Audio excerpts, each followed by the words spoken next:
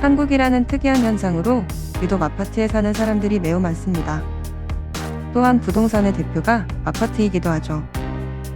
아파트라는 공동주택에서 사는 한 우리는 이것에 자유로울 수가 없습니다. 바로 층간소음이죠. 층간소음 때문에 이웃 간의 갈등은 물론 심하면 살인사건까지 벌어지고 있는 상황입니다. 층간소음을 줄이고자 위층 사람들은 매트를 두껍게 깔고 슬리퍼를 신기도 하고 아이들을 못 뛰게 가르치고 자기 집인데도 불구하고 발 뒤꿈치를 들고 조심조심 걷기도 합니다.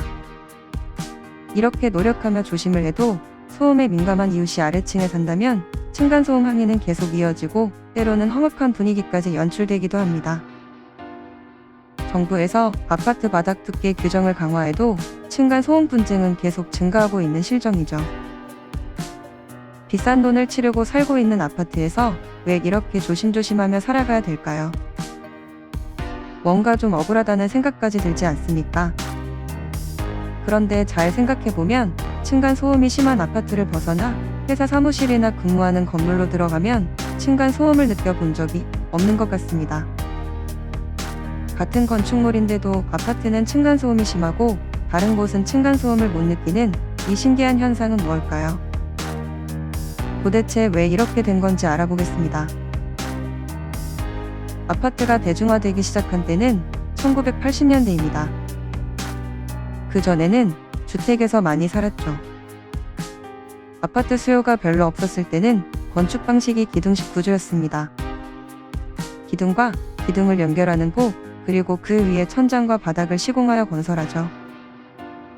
3중 구조로 나누어지기 때문에 진동이나 소음이 확연히 줄어듭니다.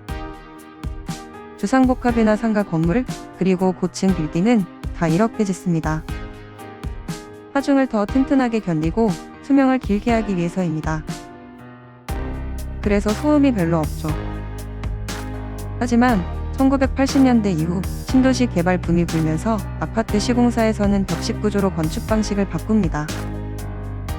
벽식구조 공법은 공사기간도 줄이고 층고를 낮출 수 있기 때문에 비용이 많이 줄어듭니다. 싼 가격에 대량으로 아파트를 찍어낼 수 있죠.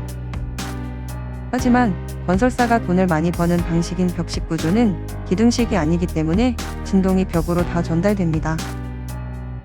층간소음 방지를 위해서 완충제 추가 투입이나 바닥 두께를 두껍게 한다고 해도 구조적 한계 때문에 진동과 소음이 그대로 전달되죠. 게다가 벽식 구조 아파트 수명은 25년에서 30년 정도로 짧아서 재건축 주기가 빨리 오므로 그만큼 건설사에게는 이득이 됩니다. 하지만 막대한 돈을 들여서 입주한 주민들은 수명이 길지 않은 아파트에서 각종 소음과 불편함에 시달리면서 살고 있죠. 그리고 건설사들은 돈을 더 벌기 위해서 지금까지 계속 이런 식으로 아파트를 짓고 있습니다. 시간이 흘러 아파트는 더욱 늘어났고 층간소음 문제는 전국민적인 사회 문제가 되었습니다. 사실 층간소음 문제와 비슷한 문제로 주차장 문제도 있죠. 차량은 늘어났는데 지하 주차장 건설 규정은 아직도 1990년대 규정을 그대로 사용하고 있습니다. 100가구 기준으로 112대의 주차 여유만 있죠. 그런데 현실은 한 집에서 두 차량을 보유한 세대가 매우 많다는 점입니다. 전국의 모든 아파트에서 밤만 되면 주차 전쟁이 벌어집니다. 법을 바꿔서 더 확장하면 되는데도 안 하는 건 이 또한 건설사의 돈 문제로 연결되기 때문이죠. 건설사 배불리느라 국민들이 고생을 하는 상황입니다. 층간소음을 없애고 보다 수명이 긴 아파트를 만드는 가장 쉬운 방법이 있습니다. 벽식 구조를 기둥식 구조로 바꿔서 건축하면 모든 게 다 해결됩니다. 그런데 이것을 강제하거나 고쳐야 될 정부는 이 문제에 대해 관심이 없습니다.